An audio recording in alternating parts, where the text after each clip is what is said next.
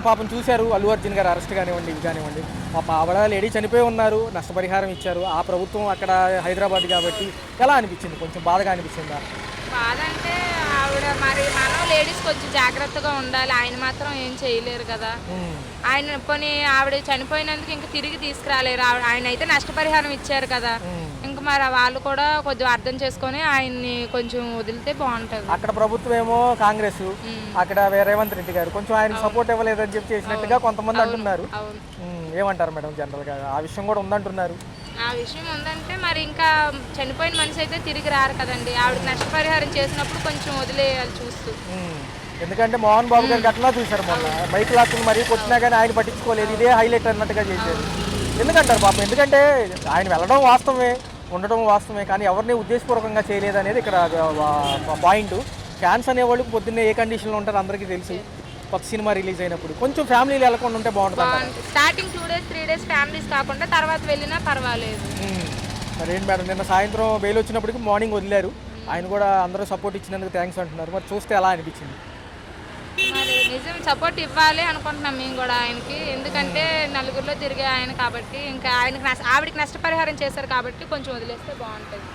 Madam, మరి చూసుకుంటే ఈ సినీ రంగం వాళ్ళు హైలైట్ అవుతున్నారు ప్రతి విషయంలోనూ. కొన్న మధ్య కస్తూరి గారిని అరెస్ట్ చేశారు పాపం.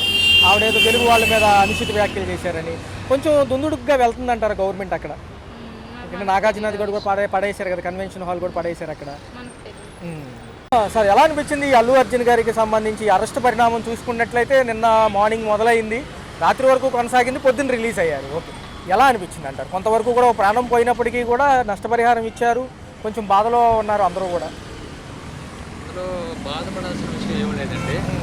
ప్రభుత్వం, పోలీస్ వ్యవస్థ పని చేస్తుంది అని ప్రజలకి తెలియచేయడానికి చేసిన పని.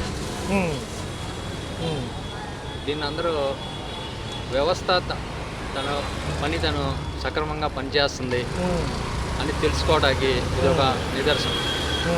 ఎంత పెద్ద స్టార్ హీరో అయినా సరే, రాజకీయవేత్త అయినా సరే, చట్టం ముందు సమానమే అని ప్రజలకి తెలియపరుస్తాకి ఇది ఒక ఉదాహరణ అని మేము అనుకుంటున్నాం. మరి చూసుకున్నట్లయితే సార్, ఏదైతే సినిమా రిలీజ్ అయినప్పటి నుంచి ఆ తర్వాత రోజు జరిగిన ఘటన, వీళ్ళు సినిమా రంగం వాళ్ళు ఇచ్చారు, నిర్మాతలు ఇచ్చారు, ఈయన కూడా నష్టపరిహారం ఇచ్చారు. ఆయన మేనేజ్మెంట్ మీద పెట్టిన కేసు ఇటు డైవర్ట్ అయిన తప్ప నేను ఉద్దేశపూర్వకంగా పెట్టలేదని బాధితురాలు యొక్క సంబంధించిన భర్త అంటున్నారు. ఇవాళ రేపు కేసు కూడా వాపసు అంటున్నారు. నిన్న వరకు కూడా కొద్దిగా అత్యుత్సాహంగా అరెస్ట్ పర్వం సాగిందనేది విశ్లేషకులు, లాయర్ల యొక్క అభిప్రాయం సార్. అక్కడ ఇది అత్యుత్సాహం కాదండి. ఇది ప్రభుత్వం కానీ పోలీస్ వ్యవస్థ కానీ శాంతి భద్రతలు కాపాడటానికి, వాళ్ళు భవిష్యత్తులో ఇలాంటి ఘటన పునరావృతం కాకుండా చేసుకోవడానికి ఇది ఒక హెచ్చరికలాగా చేశారు. భవిష్యత్తులో ఎటువంటి హీరో కానీ రాజకీయ నాయకులు కానీ జనాల్లోకి వచ్చి అలజడి సృష్టించి విపరీతమైన గందరగోళం సృష్టించకుండా, ఏ యొక్క ప్రాణం నష్టం జరగకుండా ఇది ఒక ఉదాహరణగా తీసుకోవాలని బాధ్యత గల ప్రభుత్వంగా చేసిన పని అనుకుంటున్నాం.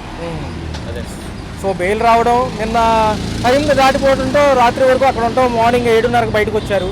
ఆయన కూడా సపోర్ట్ ఇచ్చినందుకు చాలా థ్యాంక్స్ అంటున్నారు.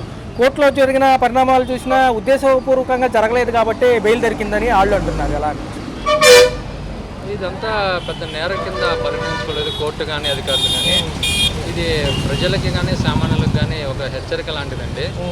రాజకీయ నాయకులు, సెలబ్రిటీలకి భవిష్యత్తులో ఇలాంటి ఘటనలు మళ్ళీ పునరావృతం కాకుండా, ఎటువంటి ప్రాణ నష్టం జరగకుండా ఉండటానికి ఇది ఒక హెచ్చరిక కానీ, ఇది ఒక మార్క్ కింద పెట్టుకోవాలని అనుకుంటున్నారు జనాలు. మొన్నటి కూడా చూసిన మోహన్ బాబు గారి ఘటనలో చూశారు, మైకు లాక్కుని మరీ కొట్టారు ప్రెస్ వాళ్ళని. ఓ పక్క చూస్తే ఆయన గాయపడ్డారు. ఆ విషయంతో పోల్చుకుంటే ఇది పెద్ద విషయం కాదనేది విశ్లేషకుల మాట. ఇది పెద్ద విషయం కాదండి. మన భారతదేశంలో కానీ మన రాష్ట్రంలో కానీ ఏ ఒక్క ఘటన జరిగినా సరే ఎక్కడో చోట ఒక ప్రాణం అనేది పోవడం సర్వసాధారణంగా అయిపోయింది. దీనికి ప్రభుత్వం బాధ్యత తీసుకోవాలని అనుకుంటున్నాం మేము. ఎక్కడైనా అలజడి సృష్టిస్తే ఫస్ట్ పోయేది ప్రాణాల కింద అవుతున్నాయి. ఏ సంఘటన చూసుకున్నా సరే ఇలాంటి సంఘటనలకి పోలీసు వారు కానీ, రక్షణ వ్యవస్థ కానీ కట్టుదిట్టమైన చర్యలు తీసుకొని ఇలా ప్రాణ నష్టం జరగకుండా ఏదైనా ప్లాన్ చేసుకొని, ప్రతి వారికి హెచ్చరిక ఏంటంటే, ఏదైనా అలజడి జరిగినప్పుడు, ఏదైనా సెలబ్రిటీ వచ్చినప్పుడు, ఏదైనా కార్యక్రమం పెద్ద జరిగినప్పుడు దీనికి రీజన్ ఏంటంటే ఒక ప్రాణం పోవడం అనేది కామన్ అయిపోతుంది. ఒకటి కాదు, కొంతమంది ప్రాణాలు. దీనికి ఏదైనా మార్గనిర్దేశాలు తీసుకొని ఒక కట్టుదిట్టమైన చర్యలు తీసుకొని దీనికి ప్రిన్సిపల్స్ పెట్టాలని అనుకుంటున్నాం. Thank you. నెక్స్ట్ రోజు సంధ్యా థియేటర్ కాడి నుంచి ఈ ఇష్యూ మొదలయ్యింది. పాపం ఆయన ఏమో అరెస్ట్ చేశారు, నిజంగా సెక్షన్లు ఏమీ నిలవలేదు. రెండోది ఉద్దేశపూర్వకంగా ఉంటేనే అవి నిలుస్తాయి అని కూడా కోర్టులో తేలిపోయింది. ఏదైతే ఉందో యాజ్ ఏ ప్రొసీజర్ ప్రకారం మేము చేసామని పోలీసు వాళ్ళు అంటున్నారు. ఎలా అనిపించింది? పోలీసు వాళ్ళు వాళ్ళు డ్యూటీ ఒకటి చేశారు. వాస్తవంగా ఈ అభిమానులు వాళ్ళు వీళ్ళు ఉండే జాగ్రత్తలు వీళ్ళు ఉండాలా, థియేటర్ యజమాని ఆయన ఉండాలా. ఏదేమైనా అతన్ని ఈ విధంగా లోపలైతే అసంభవం.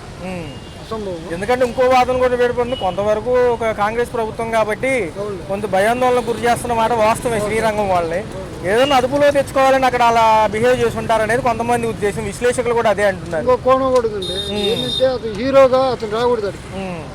ఆయన పక్కన అనేక మంది ఉంటారు. హీరో వస్తారు, అభిమానులు వస్తారు. కొత్తగా అప్పుడే రిలీజ్ అయిన బొమ్మ తొక్కిసలాట జరుగుతుంది.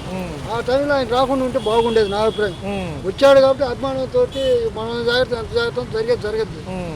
ఈ కారణాలతో ఆయన లోపలేసడానికి అవకాశాలు అవి ఉన్నాయని నేను అనుకుంటున్నాను. ఎందుకంటే అది ఎవరు ఎక్స్పెక్ట్ చేయని ఇన్సిడెంట్ కిందే చూస్తున్నారు ఎవరైనా. ఎందుకంటే కావాలని ఎవరు దొక్కరు కదా, కావాలని ఎవరు చేయరు. కానీ అతను దురదృష్టం. సరే మనోడనే స్వభావంతో పవన్ ఆయన చేయాల్సిన ఆయన చేశాడు.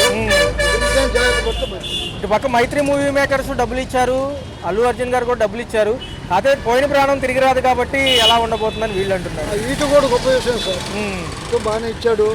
కానీ పోవటం అనేది అది మనం ఎవరు దేవుడు ఒక్కొక్కరికి ఒక టైం పెడతాడు. జరిగిపోయింది, బయట వచ్చారు, బాగా ఉండాలని కోరుకుంటున్నాను. ఎందుకంటే మోహన్ బాబు గారు మన దాడి అనంతరం కూడా అక్కడ కూడా ఇట్లా రియాక్ట్ అవ్వలేదు. ఇంత ఏదంటే అత్యుత్సాహంగా అరెస్ట్ చేయాల్సిన అవసరం ఏంటంటే లాయర్లు అంటున్నారు. ఓ పక్క చూసుకుంటే అంటే మోహన్ బాబు మొదటి దుడికే మంచి యాక్టరే, మంచి పవర్ఫుల్ హీరోనే.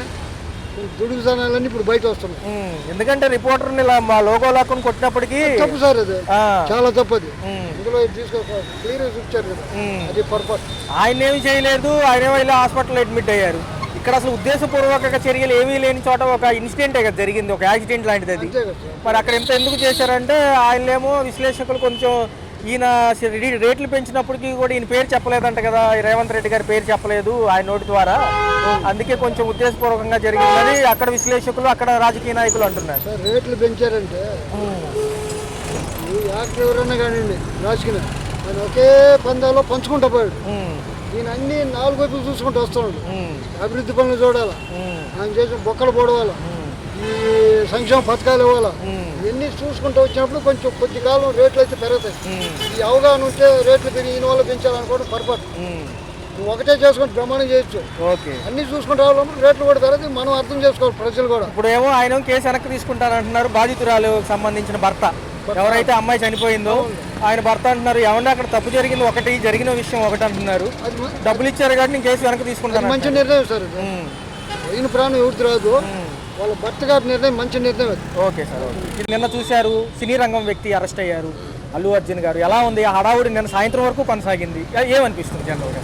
అది వాస్తవంగా అతను నిర్దోషాన్ని మాకు అనిపిస్తుంది.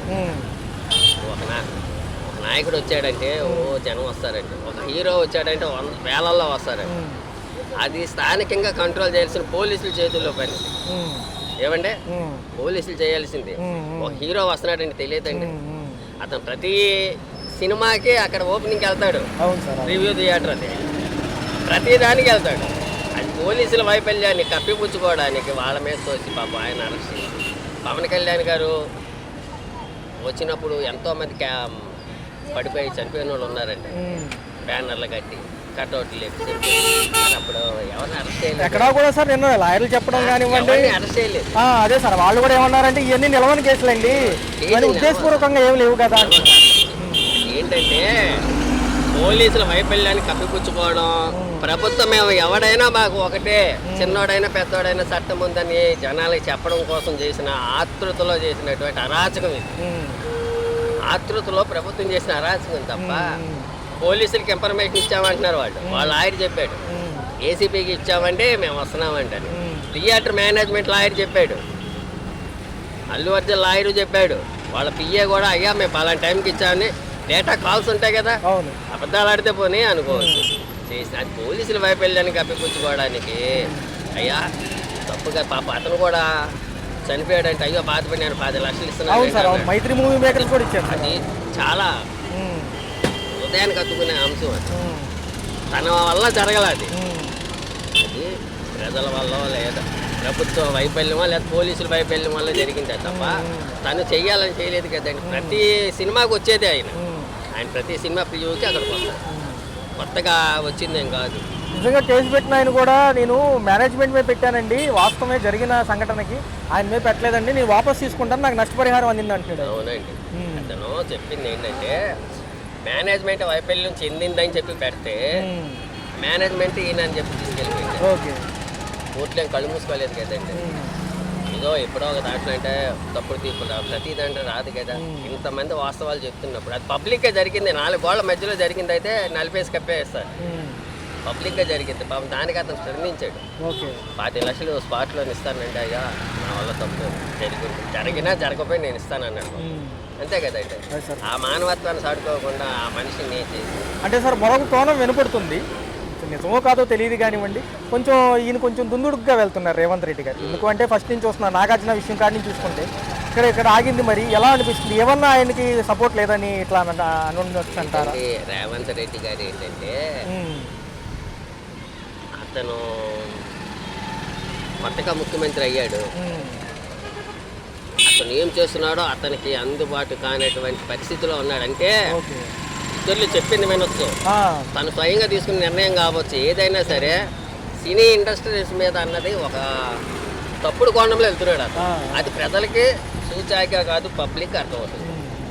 మొన్న నాగార్జున గారిని పడగొట్టడం కానివ్వండి, వాళ్ళు ఇది కానివ్వండి, మొన్న అది కానీ ఏదైనా అది మొన్న పాప కస్తూరి గారు ఏదో అన్నారని ఆమెను ఆక్షేపిస్తారు ఏమంటే. అది ఏంటంటే ఎప్పటికైనా చేయటు ప్రభుత్వానికి అన్నది చేయటు అవుతుంది. ఎందుకంటే ఈరోజు గుప్తంగా ఉండదు,